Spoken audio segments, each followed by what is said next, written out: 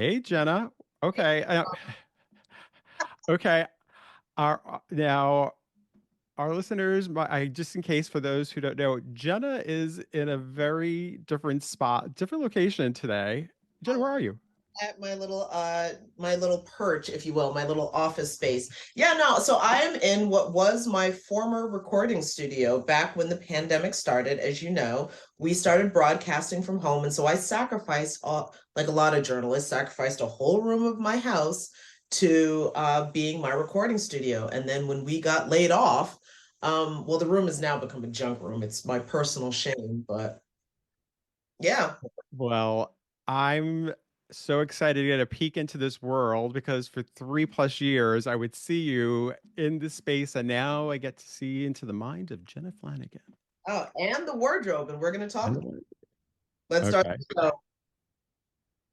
Hi, I'm Jenna, And I'm Dom, and we're both award winning journalists. who've recently been laid off.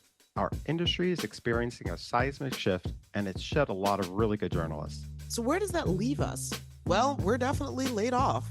And we're looking for new jobs, looking for what's left of the industry, and what to do next. And we're looking at all of it. So if you're a fellow laid off journalist, a working journalist, or someone who admires the craft, we're looking to build community. Develop new skills, and try to figure out what just happened. Welcome to Laid Off and Looking.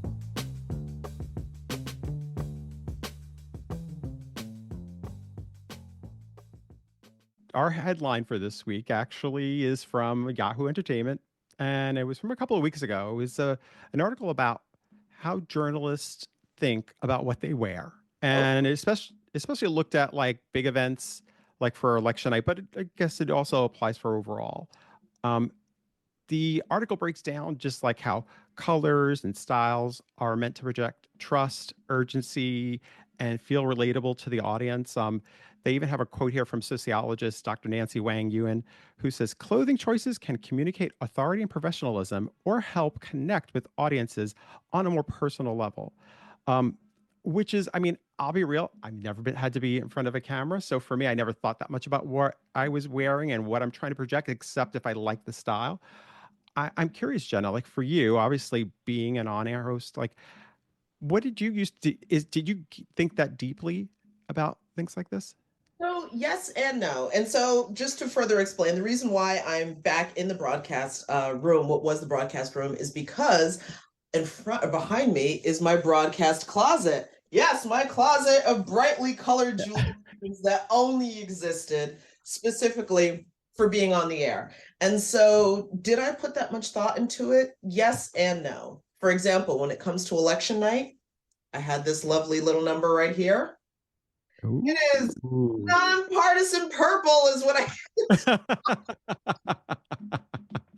but I do want to point out, more than anything, and yes, the top of this hanger broke off, but more important than anything, this is the kind of shift dress that you see a lot of women in journalism wearing, in broadcast journalism, I should say. So it's pretty much, straight up and down. It's nice and darted, so you get a nice little shape to it. This one had, I guess, trumpety sleeves or something. Anyway, but more importantly, it's a flat fabric. Like, so if the camera hits this, you see that there's really nothing going on. Oh, wait. Yes. Okay. No. Nothing going on. So it doesn't distract from, you want something that, is flattering, especially if you're a woman in broadcasting, but you don't want anything that's distracting. So no, obviously no sequins. You tend to stay away from things like knits because the way the lights in the studio can hit the different fibers, it'll pick that stuff up, especially on an HD camera. So yeah, but since I'm no longer broadcasting, I got to get rid of some of this stuff. Well, it's interesting you say that, Jenna, because about not wanting anything that distracts. And I think that's something that's actually part of the article where it talks about how you don't want to distract from the news and the story you're reporting on. You want to actually make sure that people are focused on that, but still you have to feel comfortable too, right? Yeah, and let me tell you something. Okay, this was one of, here's another one. Okay, this is I remember that. shifting. I remember that. Some women, and by the way, you got to add heels to this number because you can't just have this on. You got to have this on in high heels. I'm sure there are women who feel comfortable in this. Yeah, I'm not one of those women. Yeah.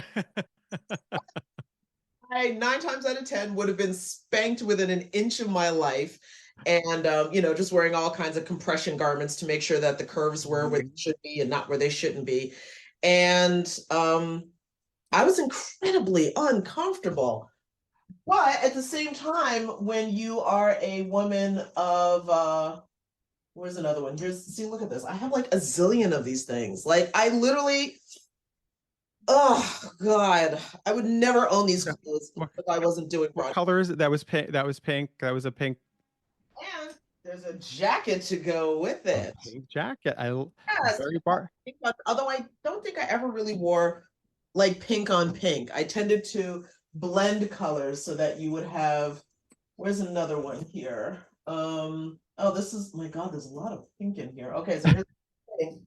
But then like match it with something really bold, like a bright mustard yellow jacket or something. Because again, for the show that we were doing, for the most part, you were only going to see me from here up anyway. Yeah. Yeah. Have like, or at least I would try, especially with someone with a darker skin tone, to wear brighter jewel colors that wouldn't wash me out on camera. Very important. I was going to say, I mean, makeup is a whole nother story that obviously we need to touch on because but being a darker skinned Black woman, like that is something that you walk into being very aware of. Yes, very, very aware. So yes, for me, being able to seriously, why on earth would I own this? Under any circumstances. I always thought you, to me, Jenna, like, and I told you pre-pod, pre us talking on the pod, I was telling you, I'm terrible. Oh yes, I'm terrible at remembering certain things. Like fashion to me was never my big thing, but I always felt like you always knew how to roll and make sure that you were comfortable. Like you would take things, like you always kept things at the studio that if you had to throw Yeah. it on. Oh, Nice little purple number. Goes with anything, especially say if you've got like another boring gray dress, but gray and purple together creates a little moment, maybe a simple little stud earring or something like that. And that, yeah, a whole closet of this stuff. wait, and what about, and then we even get into like the shoes and being comfortable though. Tell me what it's like though when, you know, men are not, did you feel that sometimes you as a woman were judged also differently? And when I say judged, I don't mean, I'm trying to be as nice as possible here for, people we've worked in the past, but like, is that something you had to be aware of like how people would look and, Of course I had to be. That's first of all, that's where the compression garments came from. Like, seriously, you had to be aware of that. If you're going to be anything above like a size 0 or something on camera, then yes, you have to be hyper aware of how your body looks. And then on top of that, like if we would do stand-ups, and that would be, in the field for people who don't know, that's when you're in the field, literally standing up, talking to a guest, or perhaps in the studio. I think we did stand-ups talking to like a giant screen when we'd have okay. Or teases, yeah. In both of those situations, you are standing in high heels for long periods of time. And I'm sorry, those are not shoes that are intended to be stood in for extended periods of time. So I have since given myself some nice little nerve damage in my feet from for years. So again, like that's a whole nother closet with like all of the high heel shoes that I had. I had to keep them in a separate place, but because once we started the pandemic, or once the pandemic started, I didn't need to have them here, but I did need to have all of these clothes at hand. So yeah. Well, Jenna, thanks for taking us into your sanctity over there, getting to see a little bit of who you are and also. Ow, I'm giving this stuff away. It serves no purpose in my life anymore. Well, thanks for sharing this part of yourself with us. And actually, what we're going to do now is pivot to an interview that kind of touches on what we've been discussing this whole time.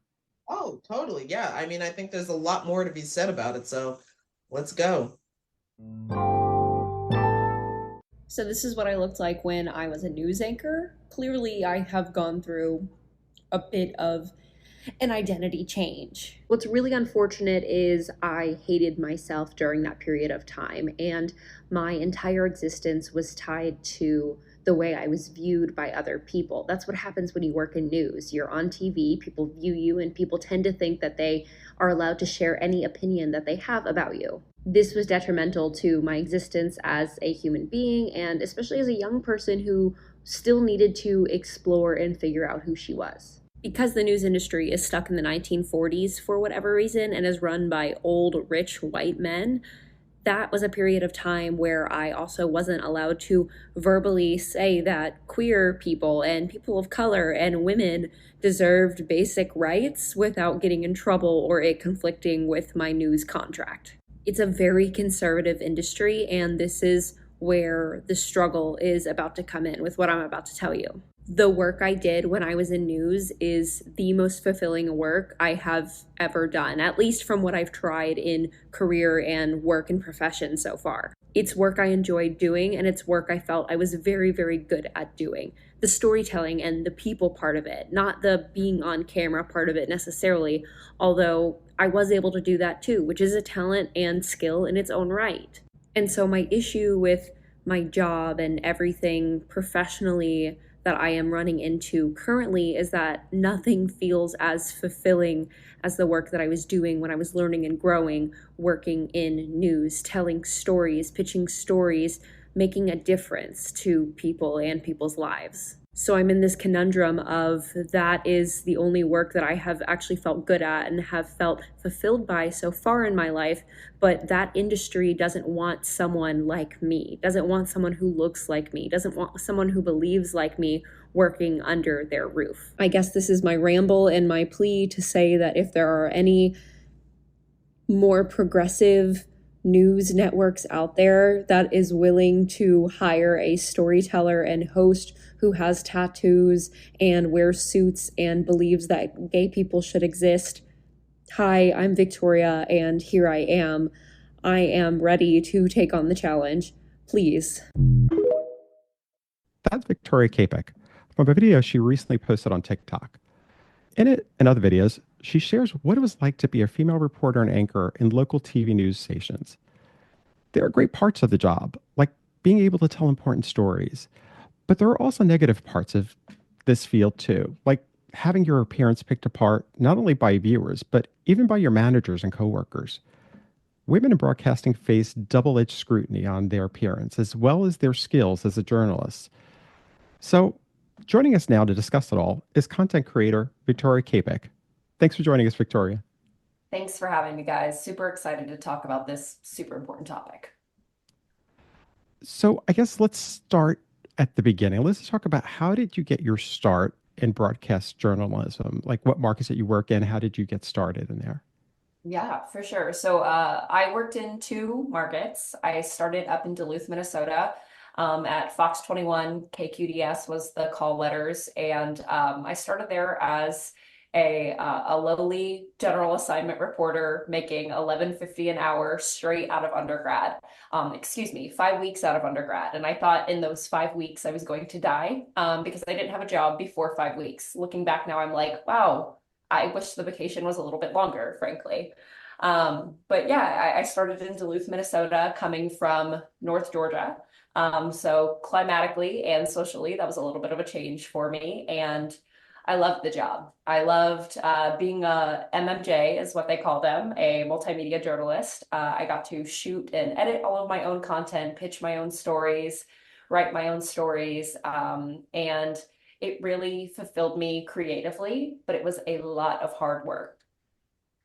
So I got my start there. I did that for about a year and a half, and I started looking, kind of dipping my toe in the water, finding other avenues. And the news director at KATV in Little Rock, Arkansas, actually reached out to me because they saw my reel online, and they said, "Hey, we'd love to fly you down here for an interview."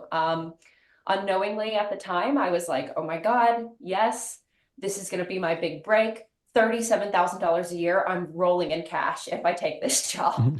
I ended up getting the gig. So I came down as a general assignment reporter to KATV.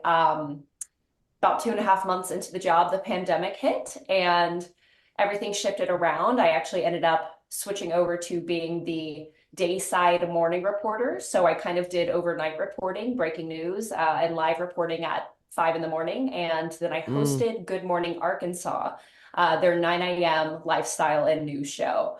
And I ended up doing that for the duration of 2 years in my contract until I ended in 2022. So that was a little snapshot of my broadcast journey. Well, I'm also wondering now, as you know, sort of, and having worked as both of us as on-air reporter, on-air anchor, host, etc. Specifically, what were your experiences in regards to how you dressed and your appearance? Because to be perfectly honest, you could go up and down the dial for news broadcasts across the country, and all of the women, to one extent or another, we all basically had a look. There is, you talk about the look, and I can think of this one very specific Amazon dress that I know at one point we all had, or like we've seen someone at our station who owned it. It has like color on the sides, and there's this like black cutout in the middle, that makes your waist look super snatched, and it comes Yes, in I every color. You had know that dress. exactly, I was gonna say, you know exactly what dress I'm talking about. Like Sisterhood of the Traveling Dress, but It like really is. more like Sisterhood of the Traveling Trauma, because like we all had to embrace this one specific look. Um, yes, so my snapshot in broadcast news obviously is not digging deep into the experience of dressing on air at all, but I personally did have a wild ride in my clothing and my looks and everything on air at both of my stations. So I am 6 feet tall. I'm a gay woman, and those are two pretty massive things to throw on top of already being a woman, having to dress for everyone else in this field, on top of already being a woman, period, where you're scrutinized for everything you do, everything you wear, etc. So yeah, that was um, terrible. But it's really interesting. You know, I told you I got that first job coming straight out of undergrad, so I was really young. I started in this field extremely young at 22, and I did it until I was 26 years old, which is still pretty young. But during that period of time, especially coming out of undergrad, you are, and you should be figuring out who you are. You should be figuring out what your style is, what your identity is. And I went through a lot of those shifts the same way any young person should be going through. But I had to do it in the public eye. I had to figure out what color I wanted to dye my hair. I had to figure out what length I wanted to cut my hair. I had to figure out what clothing style made me feel the most confident. But I had to do that with the approval of the public and with my bosses, because of my contract and contracts and how they set a certain standard of what you were allowed to wear or what you were allowed to look like. So it started pretty normal. You know, I in my job in Minnesota, I wore what I could afford, right? I told you I was making that a whopping Yeah, no, that's a 11.50 an very real hour. thing. Yeah. So I came there wearing what nice thrifted clothing I could wear or that I could accumulate through undergrad. And I had this one specific time, I remember our weekend anchor and producer told me that our main anchor at that station had actually told him he was embarrassed of the way I was dressing on air. Because I looked frumpy and that I looked at like I thrifted all of my clothing. And that was actually a moment that really stood out to me on how scrutinized I was going to be regarding my dressing in this industry. And that was the moment that I started flipping more towards wearing these traditional anchor dresses. That was a really defining moment for me. Yeah, going into KATV, I was wearing these anchor dresses. I had more of the adopted look at that point. Somehow, some way, they sucked me into having a short blonde bob. And so when I signed my contract for that job, that's what I looked like. I looked like, excuse my language, every other bitch on air. I'm sorry, I did. I looked like every other person at my station. And while that might have been good for career, it was really terrible for me as a person, again, who is just kind of figuring out really their queer identity largely at that time. We can get into that a little bit more later. But dressing in these dresses became more and more of a demanding situation for me every single day, because outside of work, I was starting to explore more of my masculine style, starting to wear button ups and starting to wear clothing from the men's section. And I actually went to Men's Warehouse and I got a custom made suit about 6 months into that job at KATV, because I was feeling so excited about what I could possibly look like wearing a suit on air one day. So I got this beautiful custom made suit. It was purple burgundy on the outside. It had purple polka dot silk lining on the inside. It had my name written in the jacket. And it was this whole ordeal to like go to Men's Warehouse and get this suit. I even talked about it on TikTok and everything. People were so excited to see this suit. And as soon as I got the suit, I was so terrified to wear it on air that I never did. I never wore the whole suit on air. I wore the jacket one time, but I felt like I looked too bulky and masculine with my very feminine makeup and hair and look, that I was robbed of that experience of getting to dress the way I really felt like I needed to dress to be the most myself. So it was a rocky journey, and there were a lot of ups and downs that came with it. Of course. I mean, your journey is definitely well, I feel like every, woman broadcaster's journey is incredibly unique, but I will say for myself, I didn't get into television broadcast until I was well into my 30s. So I had established, how I wanted to look and how I wanted to, but I also understood there is an on-air look and began to build what I can best describe as my broadcast wardrobe.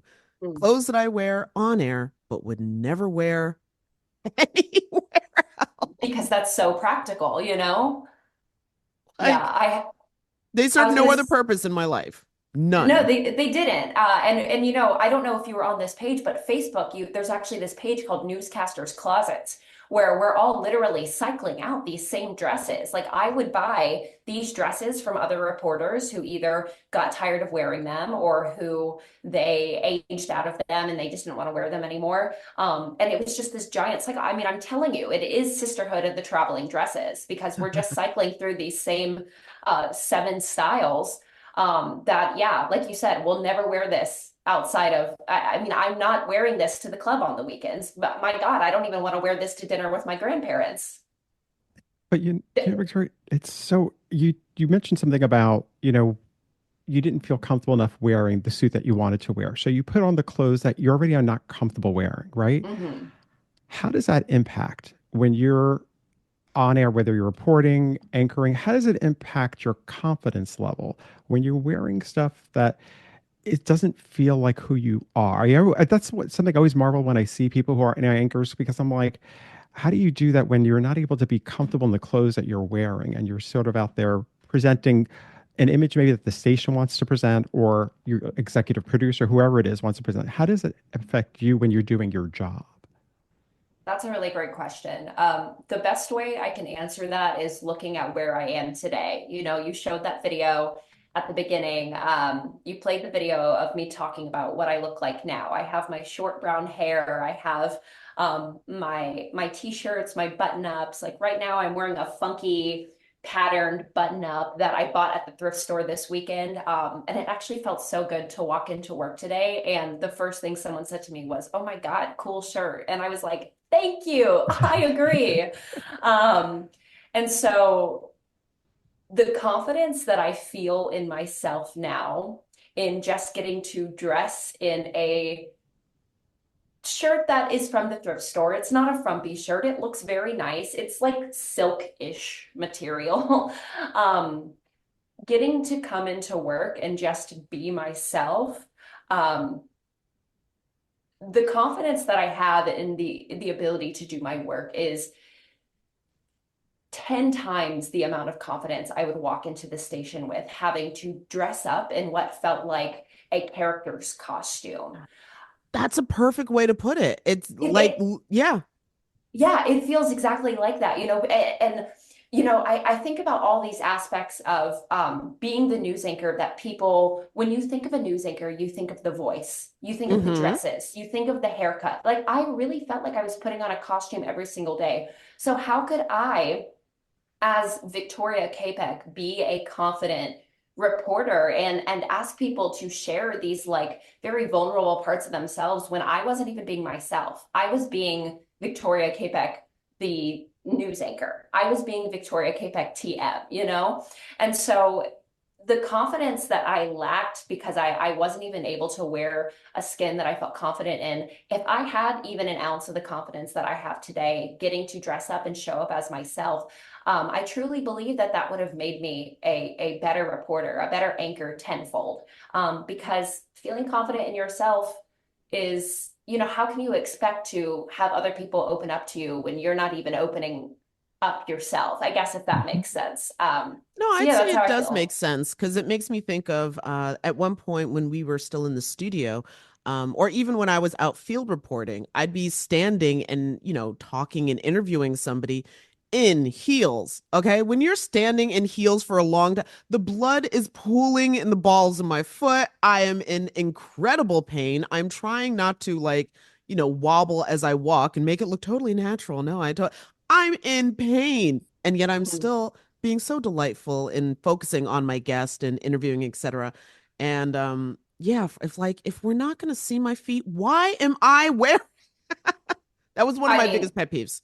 for real. I remember, working in Minnesota, we had to deal with a lot of climate issues there, right? Like we had to deal with snow all the time, literally all the time, 9 months out of the year. That's crazy. I don't know if I could ever do that again.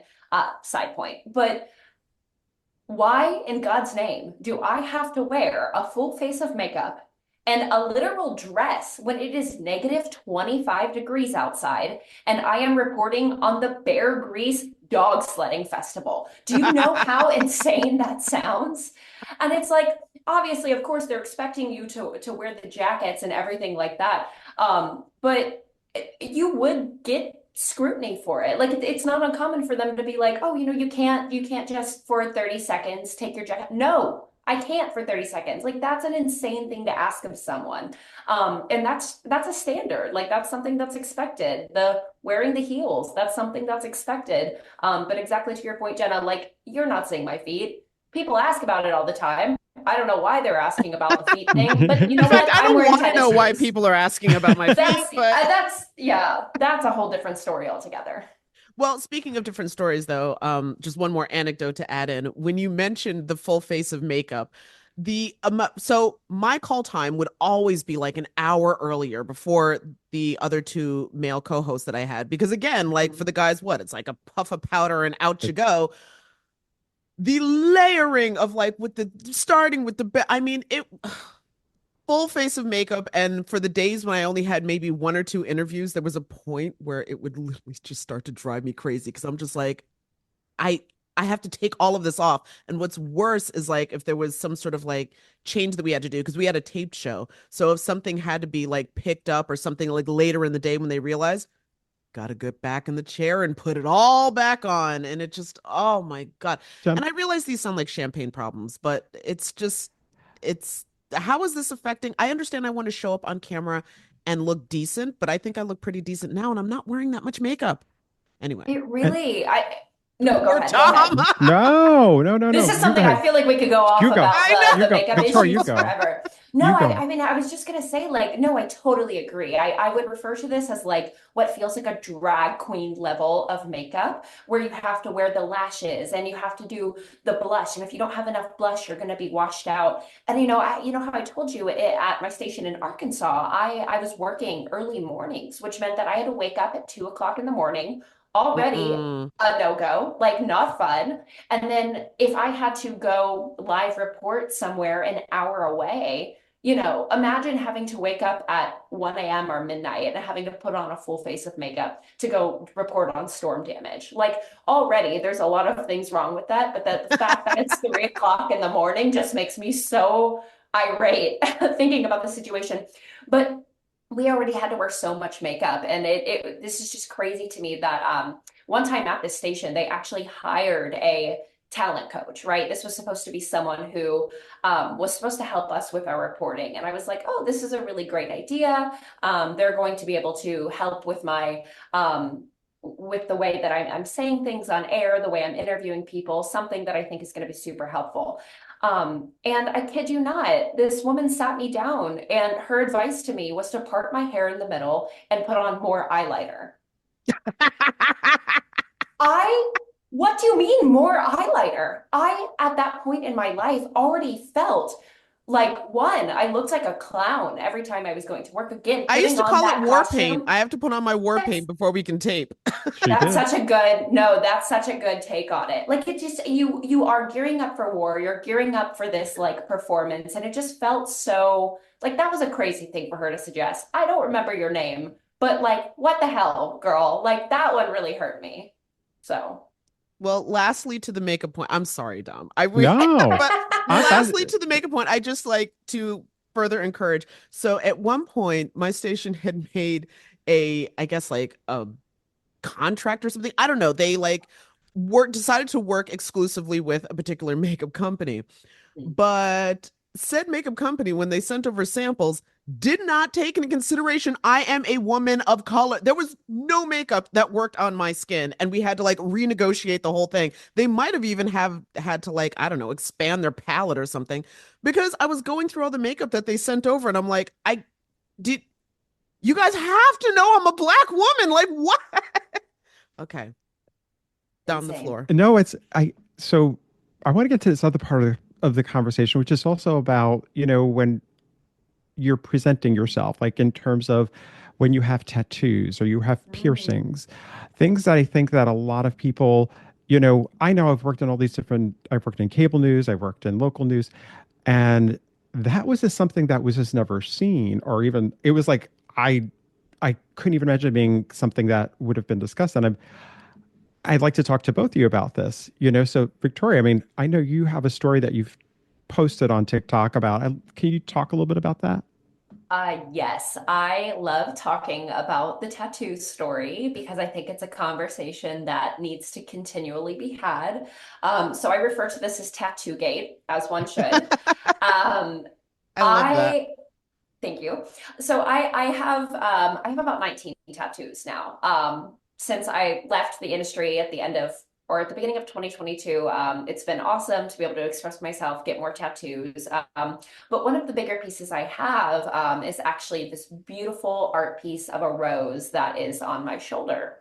Um, Now, when I first started my job in Arkansas, I had one of those news directors that was very, he tried to be the cool guy, right? Like he tried to relate to the youth, so to speak. And he always talked about, oh, like you have a couple of tattoos. That's so cool. Like I love that. So about 7 months into my contract, I get this itch to want to get this rose piece. I know it's something that I've wanted. It has a beautiful quote on there, and I talked to him about it. I was like, "Hey, news director, how would you feel if I got this tattoo?" And again, trying to be cool and young, he was like, "Oh, girl, you know I love it. You go get that tattoo. That's so awesome." Forgive me for thinking that that was a green light for me to get this tattoo. So I On did your body, by the way, on your body. on my body. Bodily autonomy, again, a conversation for another time. So I get this tattoo. I'm so proud of it. I'm showing it off on TikTok. I'm showing it off in photos and everything. While it was healing, I didn't wear it on air because, I still was like, okay, this is the bigger piece. I asked my two main morning anchors. I was like, hey guys, like I have this. What would your advice be on if I were to present it on air? Still wearing the beautiful dress. I still had my lipstick done, my hair done. I looked the part. I just happened to have a tattoo on my shoulder as well. And they were like, honestly, it's such a beautiful piece. We don't see any issue with it, especially if our news director has been saying, oh my gosh, girl, that's so cool. You go for it. So round two, forgive me for thinking that was a green light that I should do exactly that, show my tattoo on air. I remember sitting down to host my 9 a.m. show. I'm wearing this like vibrant red dress, bright red lipstick. My hair parted as far over as possible, and the blonde bob was blonde bobbing, let me tell you. And I presented my tattoo during this newscast. I always used to live stream my newscast on TikTok during this time. So you would have people watching the actual news, but then you would have people watching the live stream as well. And I remember the live stream just going crazy. They were like, "Oh my God, like you're showing your tattoo. I'm watching you right now. It's so cool to get to see this." Like I've never seen an anchor with a tattoo like that on air before. And they were just so excited about it. Um, Within literally 30 seconds after the show ends, I get a phone call. It's my news director, and he just says, "Hey girl," trying to be cool. "Hey girl, you know I love the tattoo, but you can't show that on air." And he referenced to our station's Facebook page. We got about 3 negative messages that said something along the lines of, "That's not very classy. Get Viktoria off the air. She looks terrible," and something else that was probably misspelled. So I ended up posting a TikTok video about this experience, and in the TikTok video, it was a video of me putting on my blazer, covering up my tattoo. And this is what caused World War III, because that video ended up blowing up, and there were tons of people flooding the comments saying, it's, they can't make you cover up the tattoo. This is not something we want to see. We're going to start contacting the station, and we're going to tell them Viktoria has to wear her tattoo because we want to see someone that looks like us. And they did. Me in the comments being like, "Hey guys, like this is still my place of work. I really appreciate it, but please don't get me fired. Please do not call my station." But they did, because the internet is relentless, especially the TikTok realm of people. Amen. So they are calling, they're messaging my station, and they're saying, "Let Viktoria wear her tattoo on air." And it ended up causing this whole ruckus. Frankly, I ended up getting suspended for a couple of days without pay after all of this blew up. And the ultimate verdict was, not only could I not show my tattoo because it was written in my contract that I was not able to modify my body in any way, which, to their point, yes, that is true. Again, forgive me for thinking I had the green lights around that because of all the people who said I could. But I also ended up getting TikTok taken away from me, and I wasn't allowed to use TikTok and live stream or film anything in the station anymore to connect to my audience. Now, for me at the time, this was really devastating. Remember, I told you I had started at the station during the pandemic. So that TikTok community, as silly as it was for so many of them to stand up and talk about how much they connected with me just because of my tattoo, that community was my community. That community was my lifeline during this time where I really I didn't know anyone in Arkansas when I had first moved here. Oh, wow. So for them to take away that group of people really felt isolating. It felt super alienating. And it really didn't do justice to all the people who were sending in the kind messages. They didn't listen to those. They didn't listen to the people that were saying, "I've never connected with a news anchor before because I've never seen one that looks like me," just because of a tattoo I had on my body. So the tattoo conversation in news is one that I will happily continue to have, because in 2024, it's kind of insane to think that a piece of ink on your body would impact your ability to do a good job. I think it's a lot of people though too who work in the news and at the stations and the station manager. There are a lot of like more conservative older men who are not comfortable, especially with women feeling like they're not comfortable with certain things. And I think like that's the part where no matter how, it's kind of strange. It's like no matter how many people would have called in defense of you, they still would have gone off the fact that it was their thing. It was their issue. It wasn't anybody else's. They just didn't like saying it. So they chose to blame somebody. Like, well, that doesn't matter because like we have to uphold what standard does this have anything to do with news? How does this have any impact on how you tell the story? Right. I think you're so right with saying that. It's like with the 3 messages that came through. Yes, they were all older people. I know, because I go look at the profiles of the people who make mean comments. I want that to be known to the world out there. If you're saying mean things, I do see them, and I am looking at your profiles. We do. We read these comments. And by the way, they do hurt us. They do hurt us because we are people. But to your point, they are older folks usually. And for whatever reason, this industry continues to cater to that audience. And I I'm pretty sure understand. that's the only people left watching TV. Well, I was gonna say, and it's like I understand that, like, traditionally, yes, that has been the audience you've needed to cater to. But I'm sorry, they're dying. They are. And we need to cater to young people to keep the industry alive. If you want to inform young people, if you truly want to make an impact on young people, first of all, we need to make sure that there are people that represent them on air, right? That doesn't necessarily mean you need to hire the reporter out the gate in a, a top 10 station. That's not what I'm saying. But what I'm saying is you need to have representation. You need to have queer people. You need to have people of color. You need to have people that don't dress in the traditional news anchor look. You need to have people with tattoos, because those are the kinds of people that are going to connect and relate to younger audiences, these audiences who deserve to be informed. One of the things that I have been thinking about a lot lately when it comes to the industry is, we have a lot of industries and stations preaching up and down now, like, oh, well, we hire 30% people of color and we have a single gay person here. So we are so super progressive. That's awesome.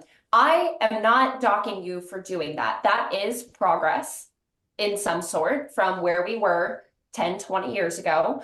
That's amazing. But they're not truly letting those people have a voice. It's not enough to have a seat at the table. You deserve to have a voice. And what I mean by that is it's not enough to just be the diversity hire, right? That person deserves and needs to have a voice for there to be true progress happening in the industry at your station and to make connections with the next generation of people that is going to keep this industry alive. No, I completely agree. And also, I will say, because again, in all fairness, when I first started working on air, I want to say, so my broadcast journey started out in radio, and kid, you got a face for radio, so you can pretty much anything goes. But so I had cut all my hair off. I was sick and tired of frying it, straightening it. I'm sorry. Why am I? Anyway, I took a personal stand. I'm cutting it all off. And so when I got my first broadcast on television job, I had no hair. So I do give my stations credit for being like, well, she's bald, but I mean, she's good. So I totally give credit for that. But I will say one of the other things that I've noticed that even when it comes to, yes, we have diversity, we have broadcasters of color, the women still have the look. That's still, like, I mean, I think of, well, okay, there's one particular cable news channel that comes I know who you're thinking of. I know who you're thinking of, Jenna. Like, it's quite literally like Barbie was dipped in chocolate. Anyway, that's my point. Yeah, no, I 100% see you. And another part of that as well is, I was making jokes about how little that we were being paid. A lot of people still don't know this. When you're in like these lower level markets and stations, like, we're not making the big bucks that you think we are just because we're on TV. And to your point, that's a big thing that like the number of people who, I think, because what happens is what little people know of television broadcasting, especially when it comes to salaries, comes from those big ginormous salaries that, by the way, people used to get. Nobody's getting old school Katie Couric contracts anymore. That's not a thing. But people heard that and they would just sort of like extrapolate, well, if she made $48 million, you must make it. I'm like, whoa. For real. No. No. That is exactly it. They think, oh, you're on this box in my kitchen every morning. So clearly, like, you have this glitzy, glamorous life. They do your hair and makeup and everything like that. Not at all. And so not only do we have this like industry standard of a look against women, but like we are literally not getting paid enough to buy fabulous clothing out the ass. Like, we're not able to do these things. Lo and behold, men, however, you could wear the same suit every single day and people aren't going to bat an eye at it. God forbid I wore the same color dress twice in 1 week. I would know about it, right? The audience would tell you about it. And so you have these like factors of like tradition stacked against you, but also like finances stacked against you as well. And it's like, I, if you're a woman in this industry, I'm sorry, but you walk in with a target painted on your back. And I, it's what's going to make it change? Like, I am asking you guys, like, what is going to make it change? Because from my perspective, even stepping out of for a couple of years, I don't see it changing. I'm seeing the same people on air, and what is it going to take? I have no idea. I don't know. I mean, Dom, what's your take on what you think might make it change?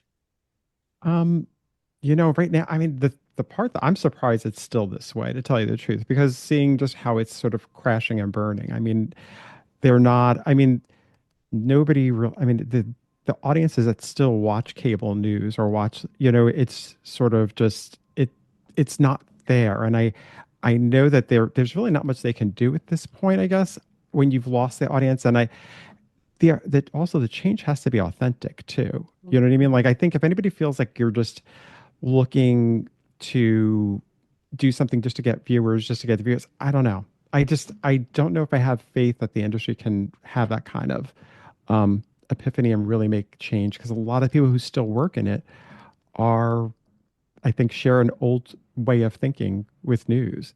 Um, but I did want to ask, Jenna, I meant to get this in before too, Mm-hmm. because I remember an incident we had where you yourself, you were wearing a leather jacket That's right, I that, did. That that, didn't go down well. and I'm just curious if you don't mind sharing that. Absolutely. So for, I guess, going back a little bit. So first and foremost, I also have a tattoo that is very spiritual, very meaningful to me. Long story short, when I made a big move in my life, and even though I love New York City so much, but I'm from the Hudson Valley, chose to make my life here. And so I moved back and I got a tattoo in honor of that. And I even had it customized so that, like, there's a little black girl with an afro puff on it. I get compliments on this tattoo all the time, but it covers my whole shoulder, etc. So if I'm wearing a shift dress, you're going to see it. So I have amassed a wide collection of blazers and like little polo sweater thingies or whatever it took just to cover up this part of my arm, because God forbid. And then I think one of those jackets, and I got this from I'm a clearance rack sale queen. So I found at one of the very nice stores, I think it was one of their outlet stores, on the clearance rack. So this is really, really affordable. It was not a biker leather jacket. This was like a very sort of classy, it just happened to be, and I don't even think it was made out of leather. I think it technically was made out of pleather, which is why the price was so freaking low.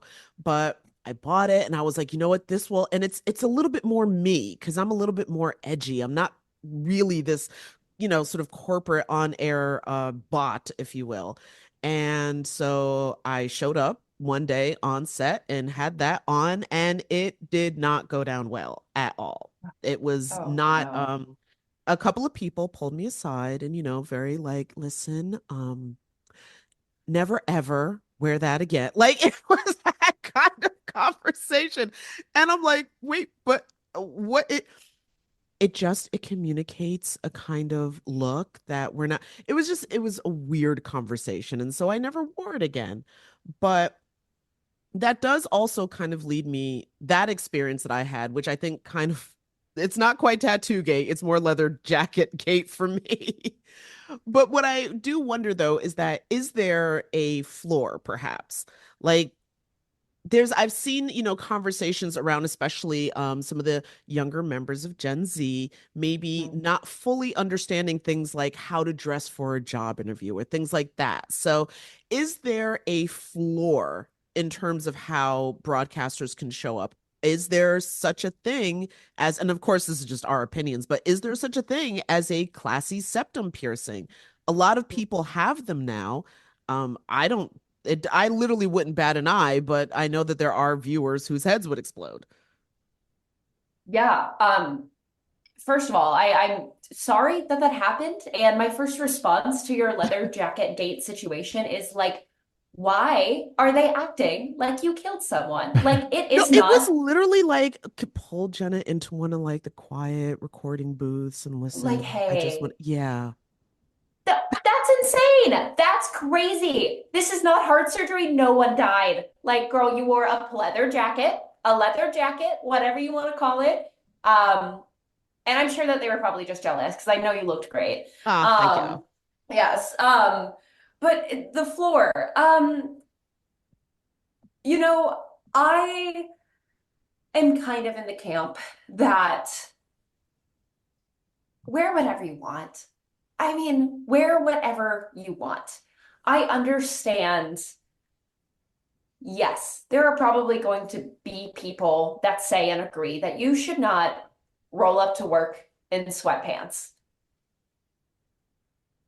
Do I understand that reasoning within certain context? If there is a nice event happening, if there is some sort of bigger ordeal happening, yes. Now, this is just in general, right? The world of broadcast and clothing in the world of broadcast, I guess, is a different beast altogether. But I genuinely am in the camp that what you wear, what you look like, what you do with your hair, your makeup, the tattoos you wear, like it does not impact the scope of work and the ability of the work that you bring to the table. Like it doesn't. It doesn't. If anything, when you are comfortable, you are going to perform better. That goes back to the thing that I was saying about confidence and how I show up to work every single day now. If I could take the skills that I have now because of the person I've become, because of the confidence that I show up with to a reporting job in 2024, I think that I would be a stand-up reporter. Like I really do. I think I would be a damn good one. And it's because I can show up authentically as myself, which means I will authentically be able to connect with other people and with the viewers. They can see right through that phoniness 100% of the time. And I think that's one of the things, in my humble opinion, that as you know, you hear more and more people, I don't trust the news. I wonder how much that plays into it, that, you know, it's kind of obvious that we're playing a part of a broadcaster. And why would I trust that? 100%, 100%. Absolutely. Yes. I think that they are more and more just like, we're tired of bots. My God, in 2024, after the pandemic, especially, like our whole life was technology. Like, listen, I ChatGPT it up. I am a big fan of ChatGPT. But sometimes I don't want to talk to the little person inside my screen. I want to talk to a human being. Mhm. And I think the same thing is true for news. Imagine the impact we could have if we got to show up as real human beings, look like the real human beings we are, and connect with other real human beings out there. Imagine the information we would be able to share, the conversations that we would be able to have, because it just opens you up as a person as opposed to a character.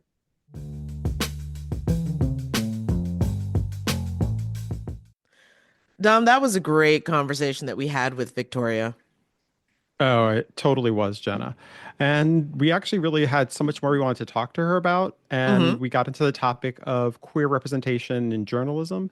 So it's such an important topic to really explore. And we're so grateful for her staying with us to discuss it. Absolutely. And because we went longer than we planned on, we're going to be sharing that part of our conversation in a future episode. So definitely keep an eye out for it. Laid Off and Looking is an independent podcast conceived of and created by Jenna Flanagan and Dominic Camia. Music provided by Jay Cowett, research by Lori Ruthenbucker. Reach out to us anytime at laidofandlookingpod@gmail.com. New episodes drop every Friday at noon.